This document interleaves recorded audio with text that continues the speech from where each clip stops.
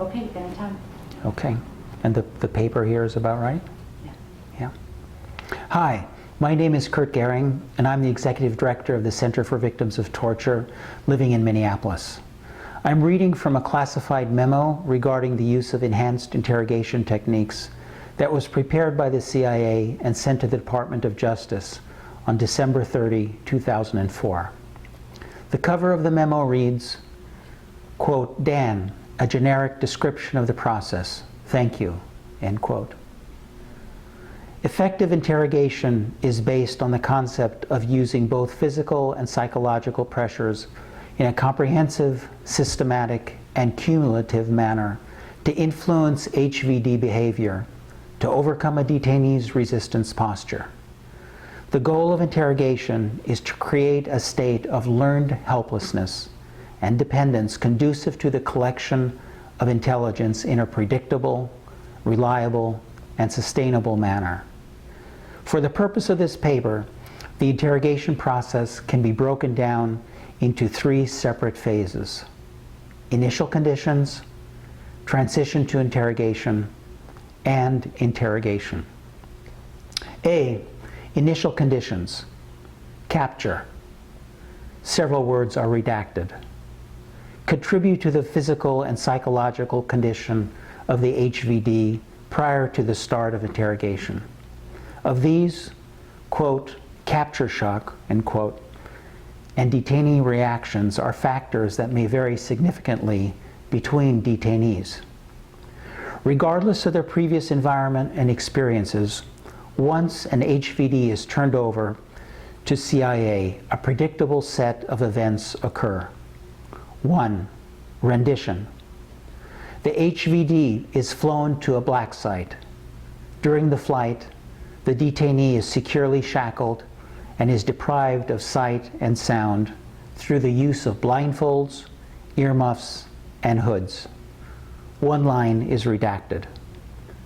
There is no interaction with the HVD during this rendition movement except for periodic, discrete assessments by the onboard medical officer. B. Upon arrival at the destination airfield, the HVD is moved to the black site under the same conditions. 2. Reception at black site. The HVD is subjected to administrative procedures and medical assessment upon arrival at the black site. 5 lines are redacted.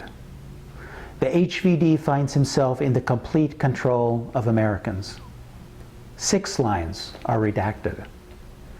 The procedures he is subjected to are precise, quiet, and almost clinical, and no one is mistreating him.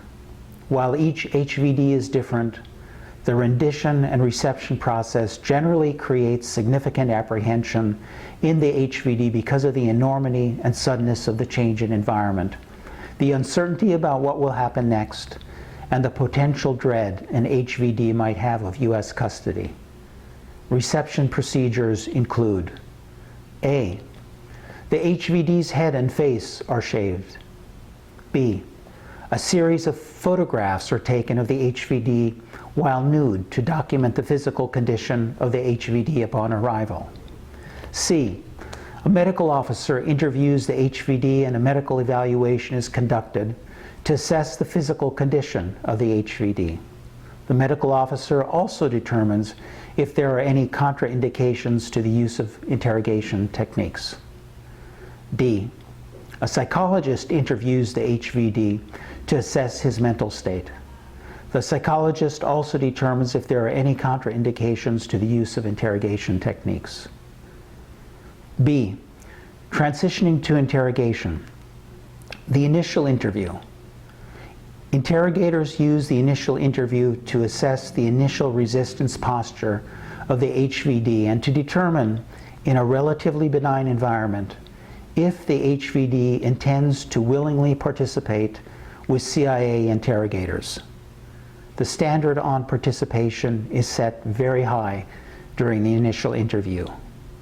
The HVD would have to willingly provide information on actionable threats and location information on high-value targets at large, not lower-level information, for interrogators to continue with a neutral approach.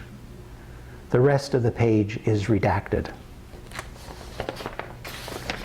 My name is Curt Goering. I'm the Executive Director of the Center for Victims of Torture. I'm in Minneapolis.